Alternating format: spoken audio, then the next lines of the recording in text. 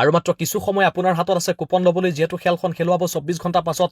নগাঁৱৰ কচুৱাত বৃহৎ খেলৰ যি আয়োজন কৰা হৈছিলে সেই খেলখন খেলুৱা হ'ব 24 ঘণ্টা পাছতে। 4খনকৈ আল্ট্ৰাবাছৰ খেল কোনে লাভ কৰিব আল্ট্ৰাবাছ 4খন, আৰু কি সিৰিজৰ নম্বৰে এজন ব্যক্তিৰ ভাগ্য সলাব, ইয়াকে লৈ এতিয়া উৎকণ্ঠা বাঢ়িছে। উৎকণ্ঠাৰ অন্ত পৰিব 24 ঘণ্টা পাছতেই। কুপন শেষ হৈছে, খেলৰ যিহেতু ফলাফলৰ সময় চমু চাপিছে। আজিৰ দিনটোৰ কাৰণে আপোনাৰ হাতত আপুনি কুপন ল'ব পাৰিব। কাইলৈৰ পৰা অনলাইন কুপন বন্ধ হ'ব, অফলাইন কুপনো বন্ধ হ'ব। গতিকে যিমান পাৰে আজিৰ দিনটোতে আপুনি স্ক্ৰীণত থকা নম্বৰত যোগাযোগ কৰি এখন কুপন লৈ লওক। যদি আপুনি কুপন লোৱা নাই এতিয়াই কুপন লওক, আপোনাৰ ভাগ্য উদয় হ'ব পাৰে। 4খনকৈ আল্ট্ৰাবাছ ৰখা হৈছে, কেইবাখনো বিলাসী বাহন ৰখা হৈছে, 100ৰো অধিক পুৰস্কাৰ এই খেলখনে ৰাখিছে।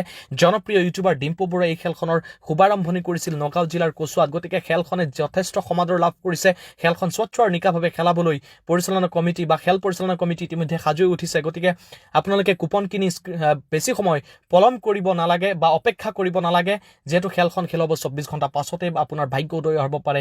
গতিকে শেষ বহীত এখন কুপন ক্ৰয় কৰি আপোনাৰ ভাগ্য এইবাৰ পৰীক্ষা কৰি চাওক। খেলখন খুব সুন্দৰকৈ 24 ঘণ্টা পাছতে খেলুৱাব।